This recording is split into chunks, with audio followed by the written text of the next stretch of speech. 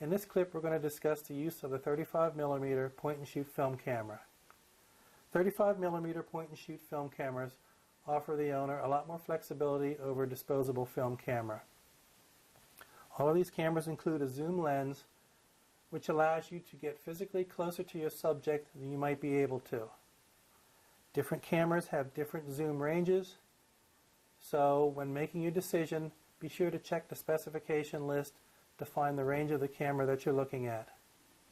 All of these cameras also include a built-in flash that is much more powerful than those in a disposable camera. These cameras also include a lot of different settings that make use of the camera more functional. Most of them have a built-in timer that allows you to get in the picture before it's actually taken. They also have settings that allow you to reduce the amount of red eye in a finished picture.